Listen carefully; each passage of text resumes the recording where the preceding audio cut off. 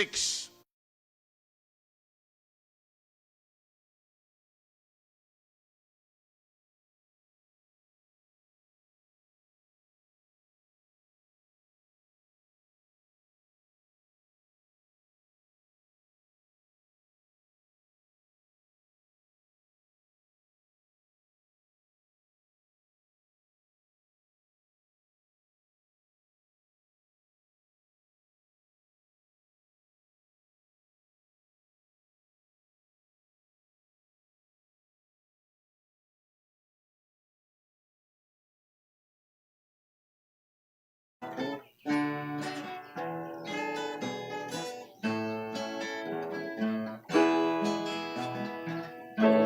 Ligayang tumatapos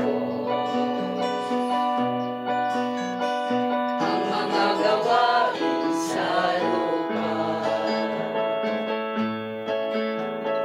sa paggalan ng tinubos dun sa bagong lupa. Ang kaligayahan ay di na magtatagal. Ang kaligayahan wala ng kamatayan. Dahil ang araw ay malapit na tayo'y magkakasama. Ang pagpupuri at awitin, ang papasalamat sa Kanya. At si Master ang natin doon sa bagong lupa. Nakasulat kaligayahang tunay sa mga tirahang malaginto na hinanda na ni Master doon sa lupa na bago. Ang kaligayahan ay di na magtatagal. Ang kaligayahan wala ng kamatayan.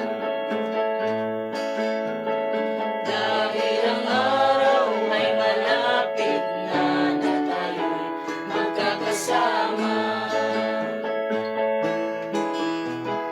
Ang panahon ng ating lamang na tayong lahat gagantimpalaan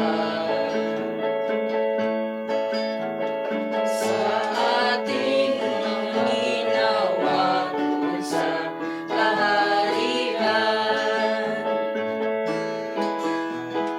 Buhay ligaya kung matapos ang mga gawain sa lupa sa pagdala ng tinubos doon sa bagong lupa. Ang kaligayahan ay di na magtatagal. Ang kaligayahan wala ng kamatayan. Dahil ang araw ay malapit na tayo'y magkakasama. Ang pagpupuri ating awitin, pagpapasalamat sa Kanya. At si Master puri natin doon sa bagong Mga kapatid at mga kaibigan, kamusta kayong lahat? Sa pangalan ng PEDM, ang Philippine Association Divine Master Holy Spirit Incorporated. Taos puso kaming maganyaya sa inyo nga makikinig sa aming programa, ang Tatak ng Espiritu Santo para sa kaligtasan ng tao.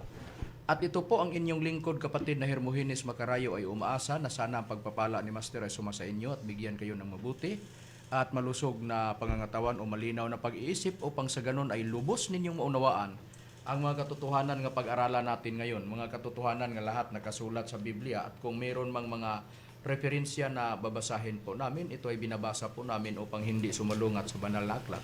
At ito pong programa na ito, ang tatak ng Espiritu Santo para sa kaligtasan ng tao, ay mapakinggan dito sa himpilan ng Kabusis Power Radio, Villanueva, sa oras kita sa alas 5 hanggang alas 6 ng gabi sa tuwing Sabado. At sa Kidapawan, sa Ronda FM, sa Teleradyo, mapakinggan po ang programa na ito, ang tatak ng Espiritu Santo para sa kaligtasan ng tao, sa oras sa alas 5 hanggang alas 6 ng gabi sa araw ng linggo. At sa Midsayap, sa Kings Radio 98.9, Midsayap, mapakinggan po ang programa na ito sa oras alas 5 hanggang alas 6 ng gabi sa araw ng Sabado.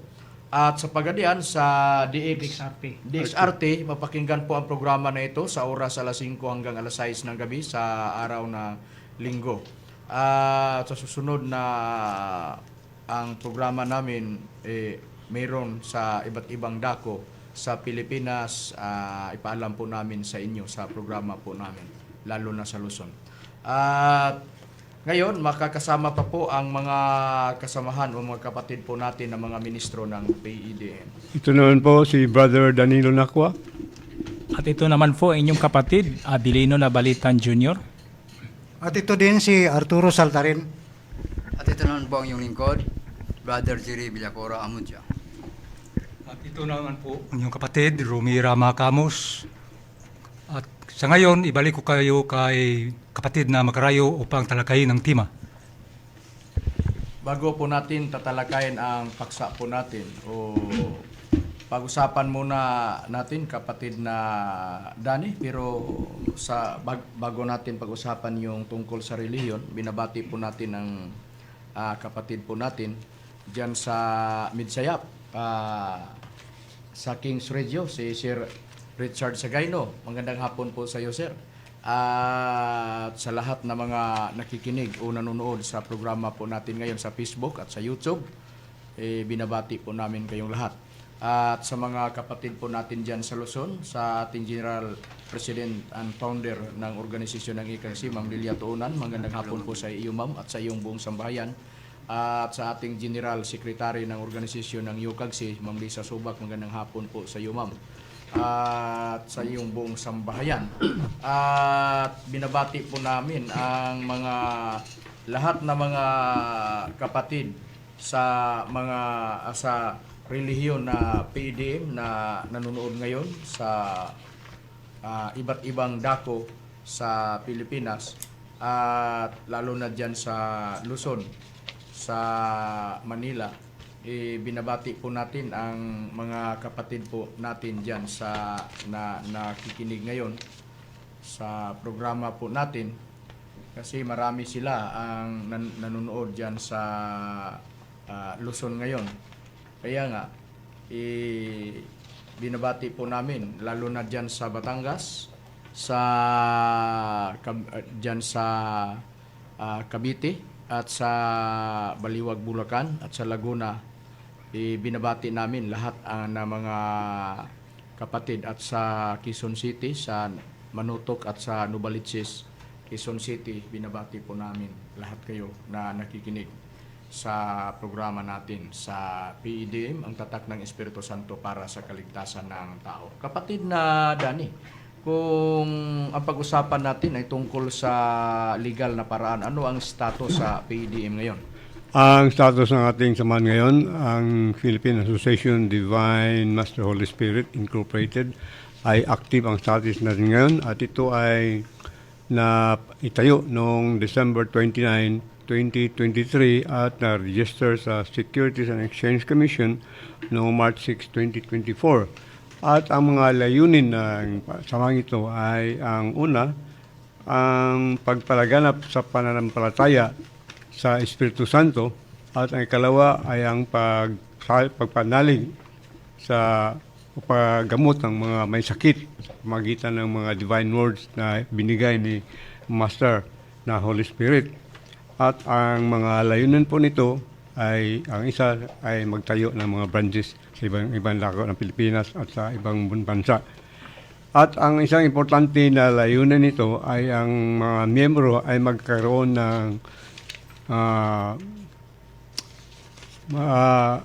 yung relation, magkaroon ng reaksyon o relasyon na may katayuan sa pang-ilang reliyon na hindi ito nag-atake ng ibang reliyon. Yan nga.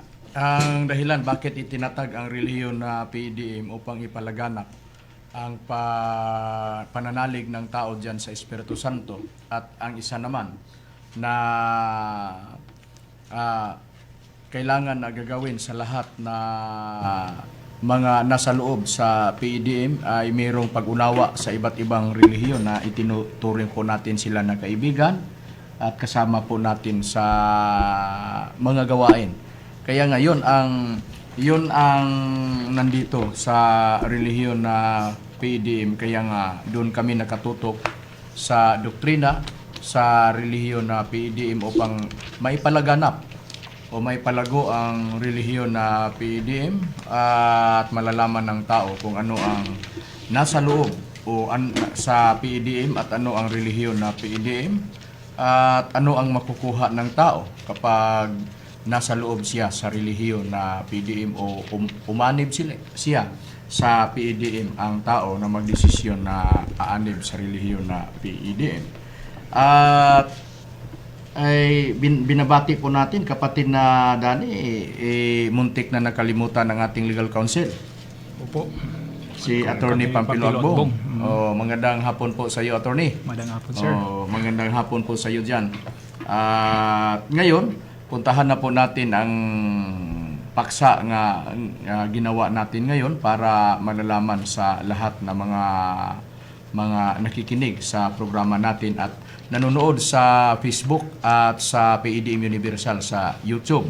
Ang panawagan sa lahat ng mga spiritual division kung saan makaplagan, lalo na sa mga bagay kasi alam na natin kapatid na Dani at kapatid na GR, Yes po. kapatid na Rome, Jordan at Art, na maraming mga kaibigan po natin at mga kapatid po natin sa spiritual division kasi magkakapatid ang nasa spiritual division Kasi sa Biblia mayroong 144,000 na nabanggit diyan sa Apokalipsis.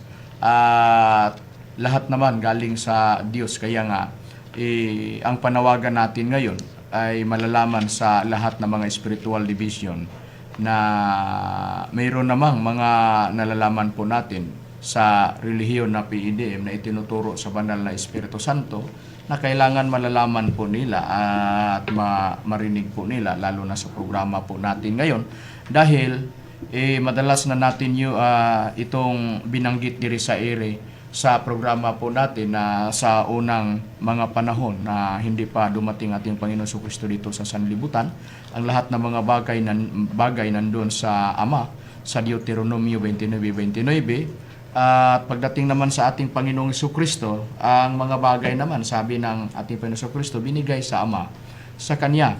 At ang mga bagay na ibinigay sa Ama sa Kanya, yung kapangyarihan sa langit at sa lupa, sa buong sanglibutan, sa Mateo 28:18.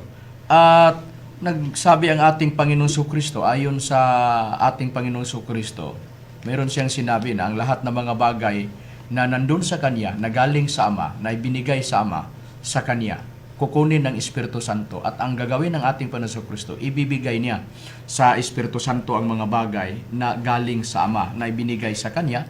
Paghawak na niya ang mga bagay, ibinigay pa niya sa Espiritu Santo. Yun ang mga mabasa po natin sa Biblia, sa Juan 16:13 hanggang 15. Kaya nga, mahalaga po ito na ito ang tatalakayin po natin ngayon para malalaman ng tao, lalo na sa mga kaibigan po natin na mga spiritual division na minahal po nila at iningatan ang mga bagay na hawak na nila ngayon. Pero kung puntahan natin ang Biblia, mula pa noon sa panahon ng ating Panginoong Jesucristo, may sinabi na ang ating Panginoong Jesucristo na ang dapat gagawin ng tao ay hahanapin muna ang kaharian ng Panginoong Diyos. Pag matanggap na ng tao o matagpuan na niya, doon na niya matanggap kung meron siyang mga bagay na hawak na niya, meron pang idagdag sa kanya. Meron ba po tayong mababasa sa Biblia, kapatid na Romy? Mayroon din magbabasa natin, kapatid na karayo, dito na aklat ng Mateo sa Kabanata 6 at sa talatang 33. Datapwat, hanapin muna ninyo ang kaniyang kapangyarihan at ang kaniyang katuwiran, at ang lahat ng mga bagay na ito ay pawang idaragdag sa inyo. Ayon sa ating Panginoong Jesucristo, dahil binanggit na sa ating Panginoong Jesucristo nung dito pa ang ating Panginoong Jesucristo sa sanglibutan na ito, sabi niya, ang dapat gagawin ng tao ay hahanapin niya ang kaharian ng Panginoong Diyos, at saka kung matagpuan na ng tao ang kaharian ng Panginoong Diyos, idadagdag sa kanya ang mga bagay. Mayroong mga bagay na mga hinawakan na ng tao, pero dahil sa utos na ng Panginoong Diyos o sa kagustuhan niya na hahanapin ang kaharian, kung matagpuan na sa tao, maidagdag sa kanya ang mga bagay na kailangan niya, na idagdag sa Diyos, ibigay sa Diyos sa kanya. Kaya mahalaga po ito lalo na sa mga nasa mga spiritual division na mga kaibigan po natin ngayon at mga kapatid po natin sa pangalang spiritual division, na mayroon pang mga bagay na matagpuan ang tao kung hahanapin o matagpuan niya ang kaharian ng Panginoong Diyos. Pero susuriin muna natin sa banal na aklat kung ano ito ang ibig sabihin yung kaharian na kailangan hahanapin ng tao. Kapatid na Jordan, ano kaya tong kaharian na gusto ng Panginoong Diyos na ito ang hahanapin ng tao at saka matanggap niya ang mga bagay na idagdag sa kanya at galing ang mga bagay sa Panginoong Diyos? Ano kaya ang kaharian? Kapatid na makarayo, ang kaharian ay isang kapangyarihan. No, ibig sabihin na ang kaharian, kapangyarihan ang tinutukoy ng ating Panginoong Hesukristo. Opo. Sino ang nagsabi na ang kaharian ay ang kapangyarihan? Ayon po dito sa nakasulat po dito sa banal na aklat na may tatak King James Version, sa aklat ng unang Korinto sa yang kabanata 4 at talata 2 po, ito po ang nakasaad. Sapagkat ang kaharian ng Diyos ay hindi sa salita, kundi sa kapangyarihan. Ito po ang nakasaad, kapatid na makarayo. Sa nabasa po natin sa naisulat sa banal na aklat, ayon sa sinabi ni Apostol na si Pablo, ang kaharian ay ang kapangyarihan. Sino ang nagsabi? Ang isa sa lingkod ng ating Panginoon Jesucristo na si Apostol na si Pablo, na ang kaharian ay ang kapangyarihan ng Panginoong Diyos. Ibig sabihin na hahanapin muna ng tao ang kaharian o kapangyarihan ng Panginoong Diyos at idagdag ang mga bagay sa Kanya.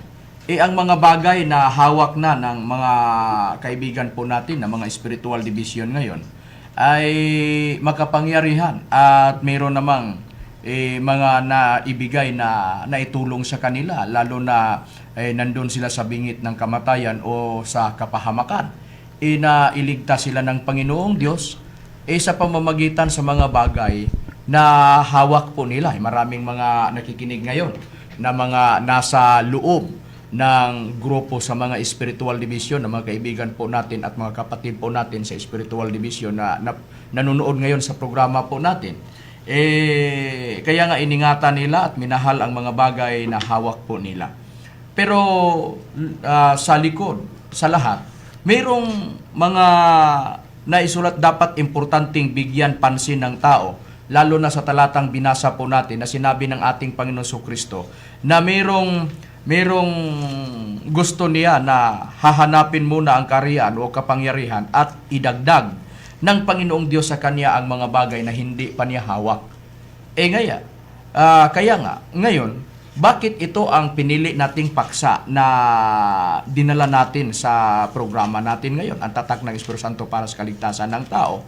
Dahil merong tatlo na naghawak ng mga bagay. Sa unang panahon, ang Ama, at ang pangalawa naman, ang ating Panginoong Jesucristo, ang Anak, at sa pangatlo, nagsabi ang Anak na kukunin sa Espiritu Santo. Ibig sabihin po ng mga ministro sa PEDM, ayon sa sinabi ng ating Panginoon Jesucristo, ang mga bagay nandun na sa Espiritu Santo. Kaya natandaan nyo yung nabanggit namin kanina, yung binasa ni ni kapatid na Danny, yung bylaws sa PEDM nung narehistro sa Marso 6, na ang layunin, bakit itinatag ang relihiyon na PEDM ng Holy Spirit, para maipalaganap ang pananalig ng tao dyan sa Espiritu Santo dahil siya ang naghawak ng mga bagay ngayon. Sino ang nagsabi? Ang ating Panginoong Jesucristo. Kaya nga ang tanong, kung baka mayroong nanonood ngayon na mga spiritual division at mga talented na mga spiritual division ngayon, baka magtanong sila sa isip nila, kung ganun, kung may kaugnayan kayo sa mga spiritual division sa pagpaliwanag, para malalaman po namin, bakit dito kayo sa Pilipinas nagmula? Meron kaming basihan, mga giliw po namin na tagapakinig, lalo na sa mga nasa spiritual na division ngayon nga pulutong o grupo. Dahil meron ng talata na isang hula na nagsabi na merong dako o lugar na dyan magpunta o magsiparoon ang mga tao para tingnan ang kapangyarihan ng Panginoong Diyos o kaharian. Meron ba po tayong mababasa sa Biblia, kapatid na Art? Oo, meron, kapatid na Makarayo. Dito natin tingnan sa aklat ng propitang Isayas, sa kanyang versikulo 66, kapitulo 66, versikulo 18. Ito ang ating mababasa. Sapagkat kilala ko ang kanilang mga gawa at ang kanilang mga pag-iisip. Ang panahon ay dumarating na aking pipisanin ang lahat na bansa, ang mga may iba't ibang wika, at sila'y magsiparoon at mga kikita ang aking kaluwalhatian.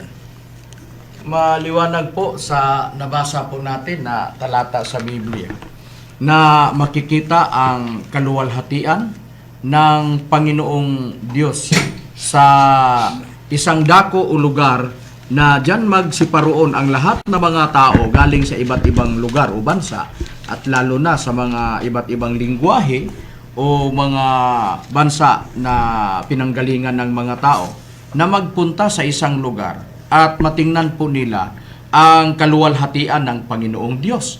Kung babasahin po ito sa ang salita ng Diyos, kasi ang binasa niya, Tagalog King James Version, sa Isaias 68:18, ganun pa rin na talata, alam ko ang kanilang ginagawa at iniisip, kaya darating ako at titipunin ko ang lahat ng mamamayan ng lahat ng bansa, at makikita nila ang aking kapangyarihan.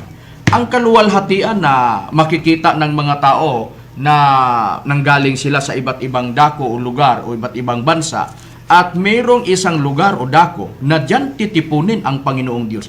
Igadir ng Panginoong Diyos ang mga tao dyan sa isang lugar na titipunin. Mayroong pangako ang Panginoong Diyos na titipunin niya ang mga tao galing sa iba't ibang bansa o lugar o dako.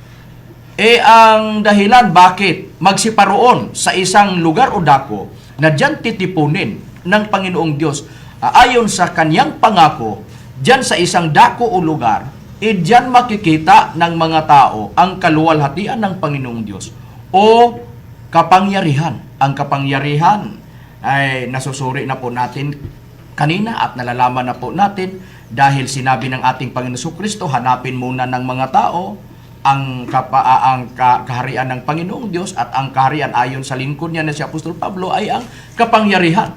Ang kaluwalhatian o kapangyarihan, diyan makikita sa lugar o dako na pinagmulan ng mga tao na pinangakuan ng Panginoong Diyos, natitipunin niya. Ang kapangyarihan o kaharian magkapareho. At ang kaluwalhatian sa nabasa po natin sa Biblia, dahil ang kapangyarihan dito sa ang salita ng Diyos. Sa King James Version Tagalog, kaluwalhatian sa nabasa po natin sa Biblia. Kung sundan po natin ang naisulat sa banal na aklat, kapatid na Abilino, saan kayang dako ang tinutukoy na diyan makikita ang kaluwalhatian o kapangyarihan o kaharian ng Panginoong Diyos, at ito ang dako at yan ang dako na pinagmulan ng mga taong pinangakuan ng Panginoong Diyos na titipunin sila. Ano kayang dako o lugar na diyan makikita ang kapangyarihan o kaluwalhatian? Opo, kapatid na makarayo, ang kaluwalhatian o kapangyarihan ay makikita dito po sa halayong silangan o pares. Sa sikatan ng araw. Ano Oo. ang prueba mo na doon makikita sa sikatan ng araw? Opo, dito makikita sa sikatan ng araw, dito natin mapatunayan sa Isaiah 59:19. Ganito po ang nakasabi. At sa gayoy katatakutan nila ang pangalan ng Panginoon mula sa kanuluran, at kaniya'y kaluwalhatian ay mula sa sikatan ng araw, sapagkat siya'y darating parang bugso ng tubig na pinayaon hininga ng Panginoon. Sa nabasa mo Sa King James Version po, kapatid. sa King James Version sa Tagalog. Tagalog po. Diyan sa sikatan ng araw, makikita ang kaluwalhatian sa nabasa mo na isulat sa 59:19. At ang dako o lugar na nabasa mo ang sikatan ng araw. Diyan makikita ang kaluwalhatian ng Panginoong Diyos. Sa English, glory. Ang kaluwalhatian. Ngayon, ano kung babasahin ito, ang sikatan ng araw sa English King James Version, kasi ang binasa mo, Tagalog version Okay po. ano na ang tawag sa sikatan ng araw sa King James Version sa English? Ang tinatawag po na sikatan araw sa English ay tinatawag itong the rising of the sun. Kaya nga, lahat ay tinatawag ng Panginoon mula sa dako o halayong silangan o sikatan ng araw. Ganito po ang ating mapahayag. Sa Isaiah 59:19, same pa rin na yung verses. So shall they fare from the name of the Lord, from the west, and His glory from the rising of the sun. When the enemy shall come in like a flood, the Spirit of the Lord shall lift up an standard against him. Kaya nga dito natin pinatunayan, kapatid na makalayo, nga dito po sa halayong silangan natitipunin ang anak ng ating Panginoon. Diyan sa tinawag na sikatan ng araw o rising of the sun sa nabasa po sa English sa King James Version. Sa Tagalog, sikatan ng araw. Pero binanggit na kanina sa kapatid na Ministro Abilino, yung Far East o malayong silangan. Kaya nga, patunayan po namin ngayon. Kapatid na Dani, yung nabasa po natin sikatan ng araw sa English sa King James Version, rising of the sun, sa nabasa po natin. Ano ang itinumba sa ibang wika? Yung rising of the sun o sikatan ng araw? Kukuha tayo ng isang referensya para malaman natin yung katumbas sa salita na Rising of the Sun. Dito natin babasahin sa Young's Analytical Concordance to the Bible by Robert Young sa pahina 284. Rising of the Sun, Misrak o malayong silangan. So, ang tinutumbok na Rising of the Sun, ito tinatawag sa Hebrew na Misrak. Oo, kaya nga, yung sa ibang wika naman ang ginamit ng malayong ang sikatan ng araw ay rising of the sun, at ang rising of the sun at sikatan ng araw, Misrak sa ibang wika, at sabi ni kapatid na Dani, isang Hebro. At ngayon, merong inilagay diyan sa talata na Sa referensyang binasa mo, Young's Analytical Concordance to the Bible, kapatid na Dani, nabasa mo. Anong talata ang isinulat diyan? Mayroon itong talatang nakasulat ang Isaiah 43:5 o Isaiah 43:5 at saka Isaiah 46:11. Yan ang mga referensya na tinutumbok sa Rising of the Sun o Misrak. So ang isa, Isaiah 43:5 sa nabasa po natin. At susuriin po muna natin ayon po sa mga matandang tipan, lalo na sa wikang Hebro, kung ano ang ginagamit sa silangan o east. Dito po sa Smith's Bible Dictionary, babasahin po natin sa page 154. Pero isali na po natin sa wikang Pilipino. Ganito po ang mababasa po natin. Silangan. Ang mga terminong Hebro, ito na ang binanggit ni kapatid na Dani na ang Misrak, isang Hebro, meron ng lumabas na nababasa po natin na mayroong ginamit sa east o silangan, ang mga terminong Hebro na naglalarawan sa silangan ay nagkakaiba-iba sa kaisipan at maging sa paggamit sa isang may hangganang lawak. Ang kidim, unang-una, ang kidim ay tumpak na nangangahulugang yaong nasa unahan o nasa harap ng isang tao o ginagamit upang tumukoy sa silangan mula sa kaugaliang pagpihit sa naturang direksyon. Kapag inilalarawan ang mga paghihimatong ng kumpas sa harap, likod, ang kanan at kaliwa na nagkakatawan ng silangan, kanluran, timugan, hilagaan, ayon sa pagkakasunod-sunod. Muli, ang kidim ay dako o bansa na nasa pinakamalapit na unahan ng isa pang dako o bansa sa isang pasilangang direksyon. Dahil dito, ang kasunod na paggamit ng salita bilang isang pangalang pangtangi tungo sa mga lupaing pinakamalapit sa Palestina, Pasilangan, alalaong bagay, ang Arabia, Mesopotamia at Babylonia. Sa kabilang dako, ang Misrak ay ginagamit upang tumukoy sa malayong silangan na may hindi singtiyak na tinutukoy. Nilagyan ng talata, Isaiah 41:2-25, Isaiah 43:5, Isaiah 46:11. Ayon po sa nagsipag-aral sa wika ng Biblia, ang mga terminong Hebro na naglalarawan ng silangan ay nagkakaiba-iba sa kaisipan. Mayroong kidim o mayroong misrak.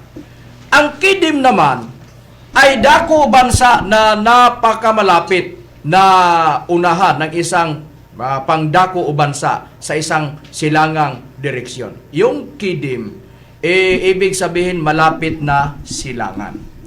Sa kabilang dako, ang misrak, ginamit ito upang tumukoy sa malayong silangan. Kapatid na Dani, ang mga unang lingkod ng Panginoong Diyos nasa Israel, nasa malapit na. Malapit na silangan. Oo, ang pangalawa naman sa ating Panginoong Hesukristo, Nasa gitnang silangan. nasa gitnang silangan o sa Middle East. Middle East. Mayroong pangako ang Panginoong Diyos na titipunin niya ang mga tao, at mayroong nabasa po natin na talata kahit nasa Isaiah 66:18, natitipunin niya ang mga tao, i-gather niya. At doon sa sikatan ng araw o malayong silangan, diyan sa malayong silangan, matutupad ang pangako ng Panginoong Diyos na titipunin niya ang mga tao. Mayroong 3 na lugar, kapatid na Dani. Ano ang mga lugar? Ang Middle East ay yung malapit na silangan, yung gitnang silangan at sa malayong silangan. Oo, kaya nga. Mayroong 3 mga giliw po na nagsubaybay sa programa na ito, ang tatak ng Espiritu Santo para sa kaligtasan ng tao. Mahalaga po ito para sa inyo na malalaman po ninyo ang doktrina po ng PEDM.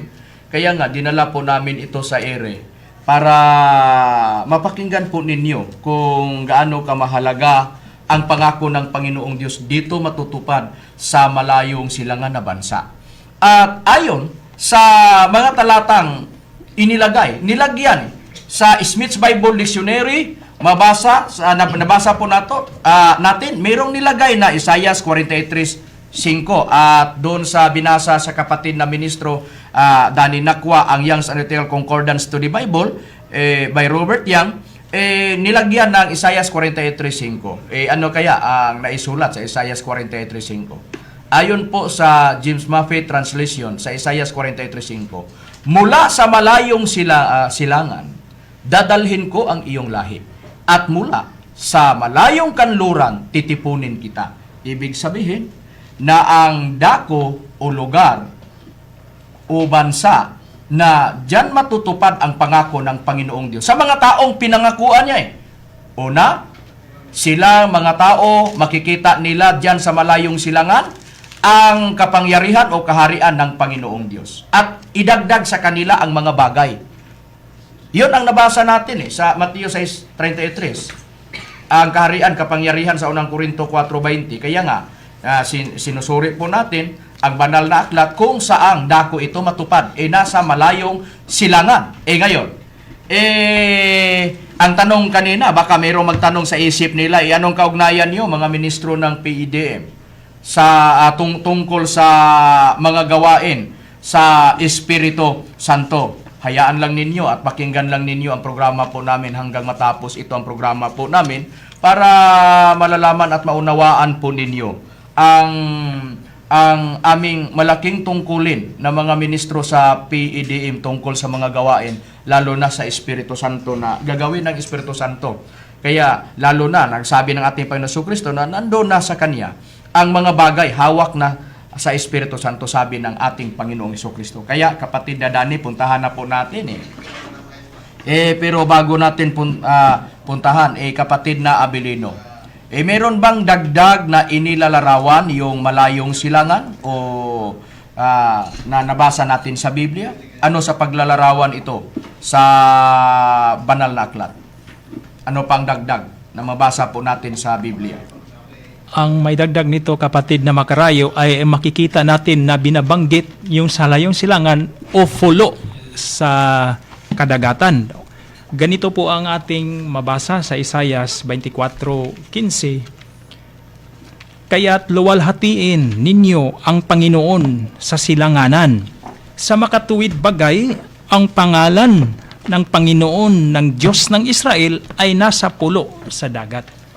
Kaya nga, kapatid na Makarayo, ito po ay nakatumbok sa nasabi na halayong silangan o sikatan ng araw ay doon makikita sa dako ng pulo sa dagat.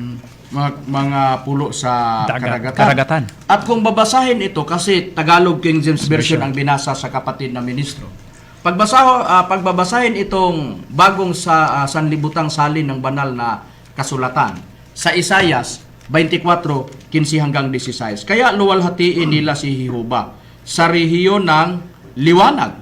Sa mga isla sa dagat ay luwalhatiin nila ang pangalan ni Jehovah na Diyos ng Israel. May naririnig tayong mga awit mula sa mga dulo ng lupa. Luwalhatiin ang matuwid ng Diyos. Maliwanag po sa binasa po nating talata na naisulat sa Biblia, na inilalarawan sa Biblia na silangan sa mga isla sa dagat o mga pulo sa karagatan, sa nabasa po natin na naisulat sa banal na aklat. Kaya nga kapatid na Dani, puntahan na po natin kasi dito tayo nagmula sa pangangaral ng Espiritu Santo dito sa bansang Pilipinas. Kaya nga, tingnan po natin at susuriin, lalo na sa mga referensya na gagamitin na po natin ngayon, kapatid na Dani. Kasi pag umpisa pa natin sa pagsimula sa programa natin kanina, nabanggit natin, kung meron mang mga referensya na binabasa po namin, ito ay binasa po namin upang hindi sumalungat sa banal na aklat. Kapatid na Dani, susuriin na po natin dahil dito tayo nangangaral at dito tayo nagtuturo ng mga pangangaral sa Ebanghelyo ng Espiritu Santo. Nagmula tayo dito sa bansang Pilipinas. Ano kaya ang bansang Pilipinas? Nasa bansang silangan ba? O nasa malayong silangan ba ang bansang Pilipinas, kapatid na Dani? papatunayan natin kung saan nakalimutan ang Pilipinas. Dito sa Asia and the Philippines na sinulat ni Horacio Acosta, isang paring Jesuitas, sa pahina 169, ito ang nakapahayag. It cannot be without significance that the country which stands almost at the geographical center of the Far East, the Philippines, should also be that in which Christianity has taken its deepest root. Sa ating pag-translate, hindi mawawalan ng kabuluhan ang isang bansa na halos nakatayo sa sentro sa malayong silangan, ang Pilipinas, kung saan ang Kristyanismo ay siya ding nakaugat ng malalim. So, ang Pilipinas nasa halayong silangan o malayong silangan. Maliwanag na, mga giliw po na tagapakinig sa programa na ito, ang bansang Pilipinas ay nasa malayong silangan. Mga giliw po na nakikinig sa programa po namin ngayon. Idagdagan pa po natin, kapatid na Dani, maliban sa Asia and the Philippines sa binasa mo, na napatunayan na po natin na ang bansang Pilipinas ay nasa malayong silangan. Sa nabasa po natin na naisulat sa Biblia. Saan pa pong libro, mababasa po natin o aklat na ang Pilipinas ay nasa bansang malayong silangan? Ang isa pang referensya na babasahin natin ay ang World History by Buwak, Lawson, and Anderson sa pahina 445. Ito ang pakayag. The Philippines were Spain's share of the first colonizing movement in the Far East. So, ang Pilipinas ay siyang hati ng Espanya sa unang pangkamunduhang kolonisasyon, yung pang-conquest ba, kinakangkir nila ang mga bansa sa malayong silangan, at ang Pilipinas ay isa na ito sa hati sa Espanya sa kanilang pananakop sa buong mundo. Kaya nga, mga giliw na taga-pakinig, maliwanag na mayroon ang bansang Pilipinas ay nasa malayong silangan. Maliban sa binasa mo, kapatid na Dani, na World History by Buwak, Lawson og ni Anderson, saan pa po mababasa na ang Pilipinas ay nasa bansang malayong silangan?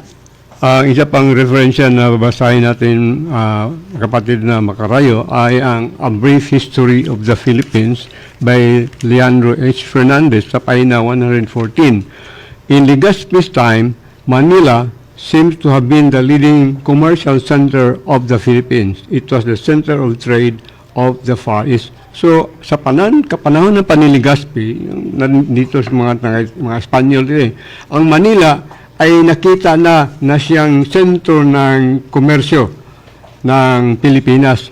At ito rin ang sentro ng negosyo sa malayong silangan. So, klaro na Pilipinas, sentro sa patigayon o commercial o commerce dito sa halayong silangan o malayong silangan o Far East. So, ito na ang katunayan na ang Pilipinas ay nasa malayong silangan. Sa nabasa po natin na naisulat sa banal na aklat. At ayon po sa talatang binasa kanina sa Isaiah 24:15 hanggang 16 sa King James Version, at sa Bibliang binasa ko kanina sa tinawag na bagong sanlibutang salin ng banal na kasulatan sa nabasa po, ay nasa mga isla sa dagat o sa mga pulo sa karagatan sa nabasa sa Tagalog King James Version na binasa sa kapatid na Abilino, ang Isaiah 24:15 hanggang 16. At kung babasahin ito sa Philippine History by Gregorio Ebside and Sonny Ebside sa page 5, na ang Pilipinas ay mayroong itong 7,107 na isla. Ito ang pinakamalaking arkipelago sa mundo o grupo ng mga isla. So, ito ang katuparan sa nabasa po na naisulat sa banal na aklat sa panahon na isinulat ito ni Gregorio Ibsaidi, Ansonia Ibsaidi, pero mahigit na ngayon, kapatid na Dani, Oo, mayroon- sa Bagong sa counting, listing. mayroon ng 7,700 islands. Oo. Palagi pa rin tumutubo, nagdagdag at nagdami. Nagdami ang bilang Pilipinas, sa mga isla. sa Pilipinas. Oo, sa Pilipinas. Kaya ang binasa po natin, matagal na. Tagal na. Yung Ancient, sinulat ni... ancient history na yun. Oo. Ngayon, modern history na. Marami na Oo, dagdag. marami na. Kaya oo. So, nagdagdag mga giliw po na tagapakinig. Noon pa Iyon ang bilang. Pero ngayon, nagdami na ang mga isla. Ito ang katunayan na ang naisulat sa Isaias 24:15 hanggang 16. Ito na ang katuparan na dito matutupad ang pangako ng Panginoong Diyos. Ang dako na pinagmulan ng mga taong pinangakuan ng Panginoong Diyos na titipunin at igadir ng Panginoong Diyos. At doon na ibibigay ng Panginoong Diyos ang mga bagay kung mahanap na nila o matagpuan na sa mga tao galing sa iba't ibang lugar o iba't ibang bansa sa buong mundo na magsiparoon diyan sa bansang malayong silangan o dito sa Pilipinas. Sa nabasa po natin na naisulat sa Biblia, kaya nga mapalad ang bansang Pilipinas, kapatid na Dani at kapatid na Bilino. Dito nila matatagpuan ang kapangyarihan ng Diyos Oo. na hawak na ng Espiritu Santo. Oo, kaya nga ang tanong lang at ang mahirap lang dyan kung hindi hahanapin ng tao ang gusto ng Panginoong Diyos na hahanapin na ang iyong kaharian at ang kapangyarihan at makikita po nila dito sa bansang Pilipinas. Kaya nga, ang gagawin natin ngayon, patunayan po natin ang tanong. Tayo ang magbigay sa tanong para malalaman sa mga tao na nakikinig sa programa po natin ngayon. Kasi dito tayo nagmula sa bansang Pilipinas na nangangaral tayo ng Ebanghelyo ng Espiritu Santo para ang tao mananalig sa Espiritu Santo. Ano kamahalaga na ang tao ay mananalig sa Espiritu Santo lalo na dito magsimula sa bansang Pilipinas? Mahalaga po ito para sa tao. Unang-una, dahil ang ating Panginoon Kristo mayroong sinabi sa Juan 16:13 hanggang 15 na kukunin ng Espiritu Santo ang mga bagay galing sa ating Panginoong Kristo at ang mga bagay na yaon galing sa ating Panginoong Ama na binigay niya sa anak na ating Panginoong Kristo. At nung ang mga bagay nandoon na sa ating Panginoong Kristo, hinawakan na ng ating Panginoong Kristo, ibibigay niya doon sa Espiritu Santo at kukunin ng Espiritu Santo ang mga bagay. At ano naman, sundan natin ang sinabi ng ating Panginoong Kristo na naitala sa Biblia, naisulat sa Biblia. Saan na matagpuan ang mga bagay? Kung saan matagpuan sa mga tao ang mga bagay, dito sa Pilipinas, walang iba. Diyan sa Espiritu Santo dahil ang ating Panginoong Hesukristo ang nagsabi na ang Espiritu Santo siya ang magtuturo ng mga bagay kung makaalis na ang ating Panginoong Hesukristo dito sa sanglibutan na ito. At ang Espiritu Santo, siya ang kapalit ng ating Panginoong Hesukristo at ang gagawin ng Espiritu Santo, tuturuan niya ang mga tao sa mga bagay. Ano ang katunayan, kapatid na Jordan, na ang isa sa mga gawain sa Espiritu Santo, magtuturo siya sa mga bagay. Ayon po dito sa banal na aklat, kapatid na makarayo, sa may tatak ang salita ng Diyos, ito po nakasaad sa Juan, sa iyang kabanata 14, talata 25 hanggang 26, ito po ang nakasaad. Sinabi ko ang mga bagay na ito habang kasama niyo pa ako. Pero kapag nakaalis na ako, ang tagatulong na walang iba kundi ang banal na Espiritu ang ipadala ng Ama bilang kapalit ko. Siya ang magtuturo sa inyo sa lahat ng mga bagay at magpapaalala sa inyo sa lahat ng mga sinabi ko sa inyo. Ito po ang nakasulat, kapatid na makarayo. Maliwanag po sa binasang talata na ang mga gawain sa Espiritu Santo, magtuturo siya sa mga bagay. Kaya nga mahalaga po ito, mga giliw po na nagsubaybay sa programa na ito, ang tatak ng Espiritu Santo para sa kaligtasan ng tao. Kaya nga, kung meron mang magtuturo ng mga bagay, walang iba ang Espiritu Santo. Ibig sabihin na ang Espiritu Santo ang magbigay ng mga bagay sa makatuwid. Mahalaga po para sa mga tao na hahanapin niya para makapaglingkod siya sa Espiritu Santo at saan paglilingkuran ng Espiritu Santo ng mga tao. Ayon sa pangako ng Panginoong Diyos sa mga talatang nabasa na po natin sa Biblia, sa Isaiah 66:18, Isaiah 59:19, Isaiah 48:5, dito sa bansa, dito sa malayong silangan, at napatunayan natin na ang bansang Pilipinas ay malayong silangan din. Kaya nga, ang Ama, kung mayroong magtanong, mayroong mga nagsubaybay ngayon na nakikinig sa atin at nanonood na mga talented na mga spiritual division. Kaya nga binasa niyo kanina. Yung binasa niyo ang Biblia, bagong sanlibutang salin ng banal na kasulatan, binasa niyo. Nabanggit niyo, luwalhatiin ang Panginoong Jehova sa sikatan ng araw o sa malayong silangan dito sa bansang Pilipinas. Nagsabi kayo kanina, narinig po namin na ang lugar na doon nagpakilala ang Ama at mayroong mga taong hawak niya, dinala niya, yung mga nasa malapit na silangan sa Israel at ang ating Panginoong Kristo nasa bansang Middle East, sa gitnang silangan. Ang ating Panginoong Jehova naman doon sa Near East, Middle East, ang ating Panginoong Kristo, ang mga tauhan niya. At dito sa Far East, bakit binasa niyo ang Isaiah 24, 15 hanggang 16, na ang luwalhatiin sa binasa niyong talata si Jehova? Bakit nang mangyari ang pinaliwanag niyo sa ere? Ngayon, ang sagot po namin, dahil mayroong kaugnayan ang Espiritu Santo, ang Ama sa pagtuturo ng Espiritu Santo dito sa bansang Pilipinas. Alam niyo kung bakit? Dahil kung babasahin ito, yung Biblia sa Kristohanong Katilingban sa Cebuano King James Version, pero kung isali na po natin ang pagbasa sa Mateo 6 sa footnote, nagkaisa ang Ama at ang Anak sa Espiritu Santo.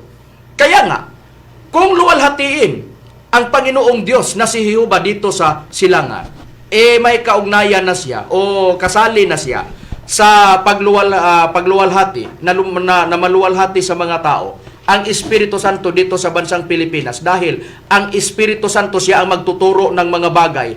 Dahil saan ang galing ang Espiritu Santo? Sa Ama. Sinong nangako? Ang ating Panginoong Kristo. O sino ang nagpapadala? Ang dalawa, ang Ama at ang ating Panginoong Kristo. Sinong ipinadala dito sa mundo? Ang Espiritu Santo. O anong isa sa mga gawain sa Espiritu Santo? Magtuturo sa mga bagay. Balikan po natin ang Mateo 6:63. Dapat unahin ng tao pag hahanapin ang kaharian ng Panginoong Diyos. Kaya nga, kung matagpuan na ng tao, idagdag sa kanya ang mga bagay. Sinong magdagdag? Walang iba, ang Espiritu Santo. Ito ang katunayan, mga giliw po na taga-pakinig po sa programa namin, ang tatak ng Espiritu Santo para sa kaligtasan ng tao. Kaya nga, ito na ang sinabi na po namin kanina, mga giliw po na tagapakinig. Ano ang makukuha ng tao kung tatanggapin niya ang isa sa mga gawain po sa lahat na nandito sa loob ng relihiyon ng PEDM ay ang pangangaral ng Espiritu Santo upang maipalaganap ang pananalig ng mga tao dyan sa Espiritu Santo? Ano ang makukuha kung sakali? Kung sakali ang mga tao mananalig sa Espiritu Santo, magtiwala at sumasampalataya na siya sa Espiritu Santo dahil ipinangangaral na siya sa mga lingkod ng Espiritu Santo. Itabi muna namin ang sarili po namin. Ano ang kaugnayan po namin sa mga lingkod ng Espiritu Santo, at mayroon bang mga lingkod ng Espiritu Santo, at ano ang mga gawain sa Espiritu Santo? Kaya nga, ito lang ang pauna namin. Kapatid na Dani, ano ang makukuha ng tao kung sumasampalataya siya sa Espiritu Santo at tatanggapin niya ang pangangaral po natin at ipinaliwanag po natin sa kanila na mananalig sila sa Espiritu Santo? Ano ang makukuha nila, kapatid na Dani? Ito ang makukuha nila kung mananalig sila sa Espiritu Santo. Ayon sa aklat ni Juan sa Kapitulo 14, versikulo 15 hanggang 17. Ang babasahin natin ay ang The Passion Translation, pero i-diretso na lang sa Tagalog. Ito ang pahayag. Kung ang pag-ibig niyo sa akin ang nagbibigay sa inyo ng kapangyarihan na sundin ninyo ang aking mga utos, at hilingin ko sa Ama at bibigyan kayo ng isa pang tagapagligtas, ang Espiritu Santo ng katotohanan, na magiging kaibigan ninyo na katulad ko, at hindi niya kayo iiwanan kailanman. Hindi siya matatanggap ng sanlibutan dahil hindi nila siya makita o makilala. Ngunit kilala niyo siya ng malapitan dahil siya ay manatili sa inyo at titira sa loob ninyo. So ang makuha sa mga tao na mananalig sa Espiritu Santo ng katotohanan ay magiging kaibigan na ito, at hindi sila iiwanan ng Espiritu Santo, at bibigyan sila ng kapangyarihan na sundin ang mga utos ng ating Panginoong Jesucristo. At hindi ito makita ng silibutan dahil hindi nila makita at hindi nila ito makilala.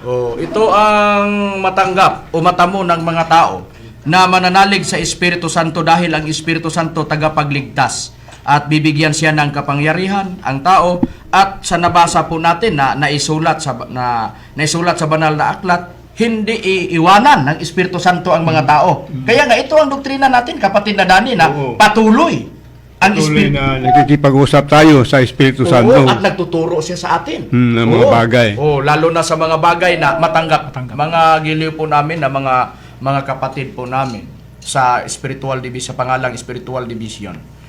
Maliwanag po na ang lahat ng mga bagay na idagdag sa mga bagay na hawak ninyo ngayon, doon na manggaling sa Espiritu Santo dahil siya ang magtuturo sa mga bagay, kapatid na Dani, kapatid na Abilino, sa nabasa po natin sa banal na aklat. At maliban diyan sa mga bagay na ibibigay ng Espiritu Santo sa mga taong nakikinig sa Kanya at sumasampalataya sa Kanya at nananalig sa Kanya, ano pa ang mga bagay na matanggap ng tao na mananalig sa Espiritu Santo, kapatid na Art?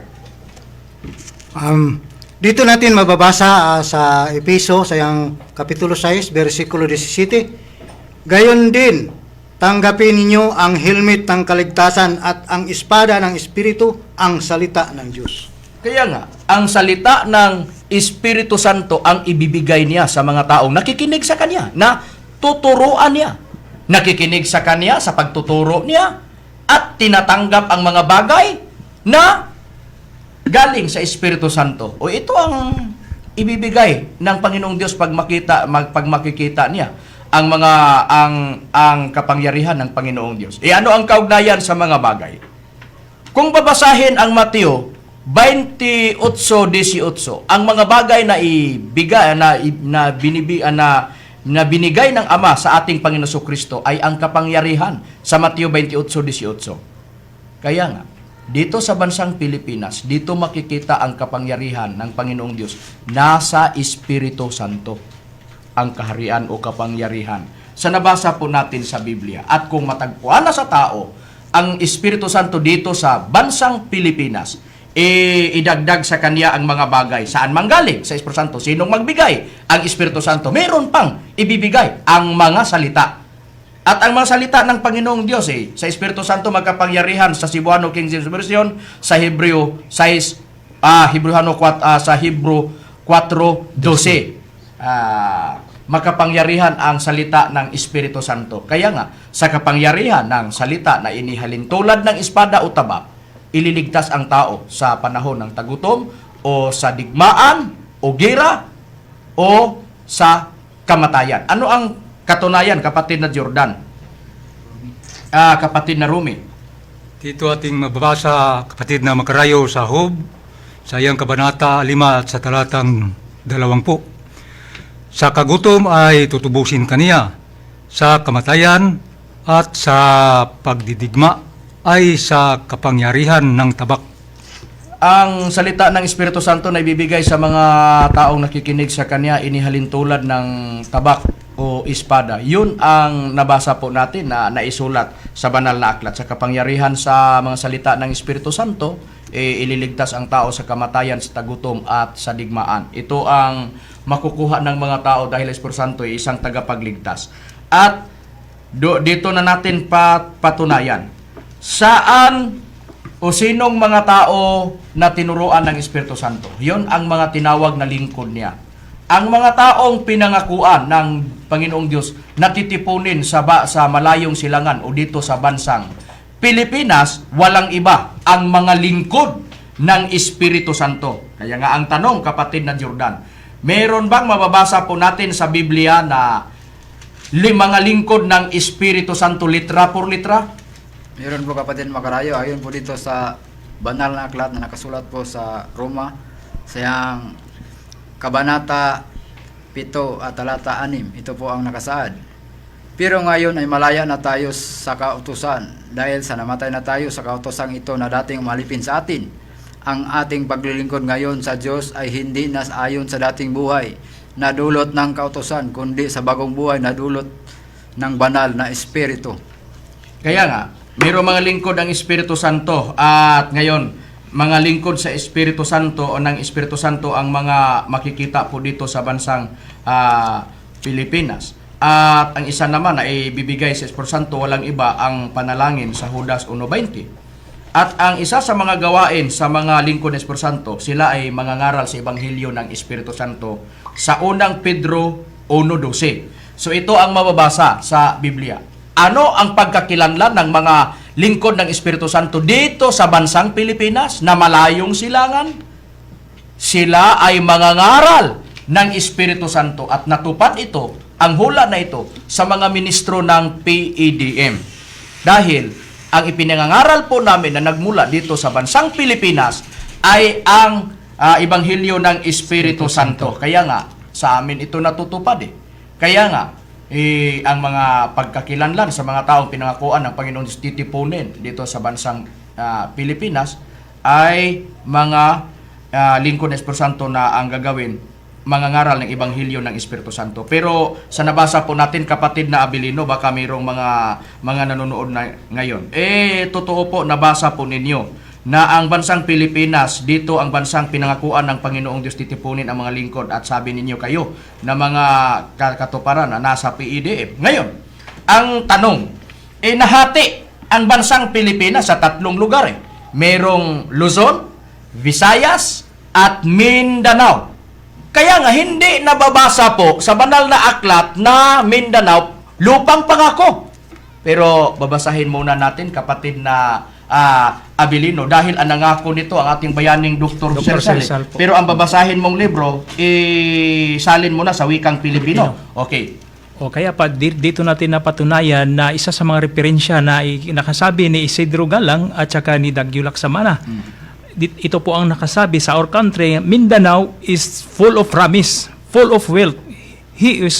Who is willing to work and determined to win will find Mindanao is the best place to live in. Ang yuta sa saad o Mindanao ay dito po lupang pangako na nakasabi na maraming likas na kayamanan o mineralis na ating makikita. Kaya nga ang Mindanao ay lupang pangako. At ayon sa ating bayaning Dr. Jose Rizal, siya ang nagsabi na ang Mindanao lupang pangako. Land of promise.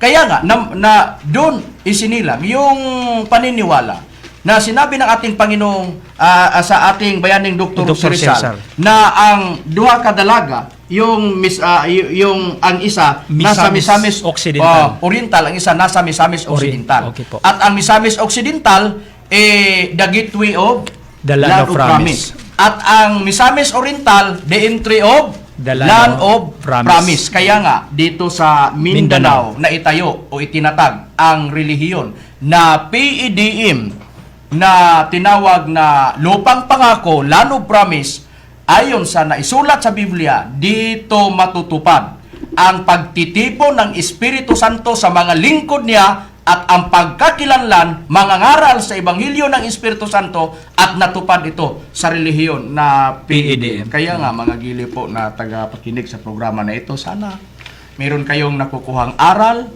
sa paksa po natin ngayon. At ang masabi lang namin ngayon, na sundan po ninyo ang lahat na programa po namin sa iba't ibang lugar na meron kaming programa ang tatak ng Espiritu Santo para sa kaligtasan ng tao. Wala naman kaming oras. Ito po ang inyong lingkod, kapatid na Hermogenes Macarayo. At ito naman po si Brother Danilo Nacua. At ito naman po inyong kapatid, Adelino Nabalitan Jr. At ako rin si Arturo Saltarin. At ito naman po yung lingkod, Brother Jerry Villacora Amudja. At ito naman po ang iyong kapatid, Rumirama Camus. Magandang gabi sa iyong lahat at salamat sa iyong pagpakikinig. Sana tayo'y magkakasama.